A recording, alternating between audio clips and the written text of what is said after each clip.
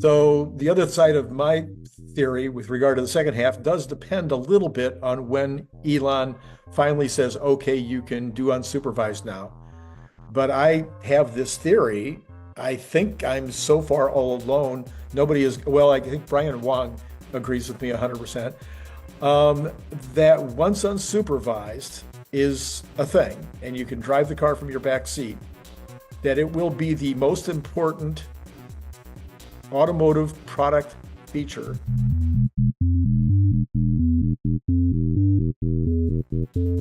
since Henry Ford went to automated or went to, automated lines Well, or to mass production. That there's never been anything like this. I mean, adding automatic gear shift might come to mind as something that had a pretty big impact. Air conditioning had a really big impact. These are things that happened 50, 60, 70 years ago. But going yeah. to something where you don't have to drive it and where you can show your friend that you don't have to drive it and where people are going to be tooting around in cybercabs in cities where they can see that it's not requiring a driver. It seems to me that there's never, ever been anything that comes close to this in terms of a new feature.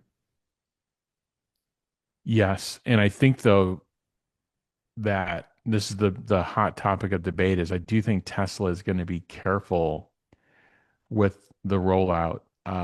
So just I think part of the reason is we honestly we have a destructive society.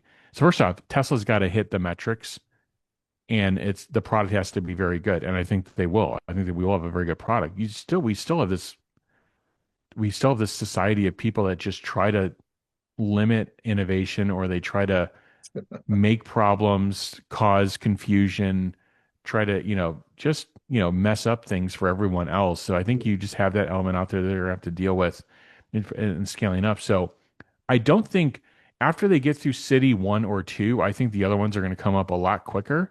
I do think they have a fleet operation to debug. They have a cleaning operation to debug and ramp up. They have an app, a network they have to debug, the payments. Like there's things that they have to debug, but once they get through the first couple of cities, unlike the other robotaxi vendors, I think the other ones will ramp up more quickly and they'll add cities just more quickly. But it's not going to be this overnight thing. That is a ideal. That's the right conversation to have when you're a couple of years out. But I think now when you're in the technical execution of it, I think they're going to be more careful and cautious with how they do the rollout. Okay, so there's two rollouts, of course. One is a robotaxi rollout, or a cyber cab rollout, or the combination. That's one rollout. But the other rollout is where Unsupervised, yeah. is unsupervised, and I'm not even talking about where it's the Airbnb side, which Elon has said is probably sometime next year. So what I'm really talking about is just me being able to drive it without supervision, which Elon did say would be later this year. And he suggested there might be a slow, having the nag become less and less. Give me, 3 seconds. Yeah. I can look at my They'll text, phase it in. Yeah. phase it in, phase 3 seconds, then 5 seconds, then 10 seconds or whatever. So, but at some point, in other words, if we don't worry too much about regulations, we don't worry too much about people that try to kill it or hurt it, but we just say, okay, there's going to be a day. And I don't think it's going to be regional in the United States. It might be regional only the United States because it may not be Yeah. in China That's or true. Europe or whatever. But if it's the United States, which is the biggest market, and one day it is 100% you can drive the thing from the back seat. I think that there will be no way to limit the number. I mean, you won't be able to make enough cars. That's just my theory.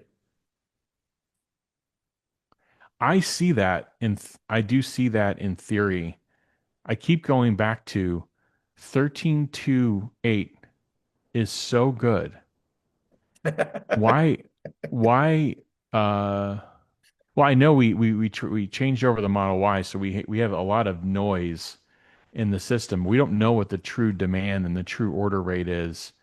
And you kind of got a mixed message from Tesla on the call. It's one of the reasons I asked that question because the CFO at one point was like, yeah, we've had a highly disruptive political environment. He said, I mean, we'll go look at the earnings transcript. He did say that there's impact. And then when the specific question was asked at the end, there was kind of like, no, you know, this isn't an issue. So I don't know. We got kind of mixed wording from the company, but there's an awareness thing. I just don't know how to reckon that, Randy, in this whole conversation of once unsupervised is out, the demand will be so great that, they'll have to, guard the factory doors from people trying to come in and throw money at Tesla to drive cars out of the factory. I want to believe that. I just don't know how we get through the awareness side of it. You have somebody with a megaphone with 220 million followers on X, who every word he says is repeated by every single major news outlet every day. And for whatever reason, I would say greater than 99% of people in the US have no idea that Teslas drive themselves right now. I know. Isn't that kind of ironic? There's 99% of them don't know that there's been 7 starships launched. I mean, it's just crazy how little of that is out there, and I can't explain it.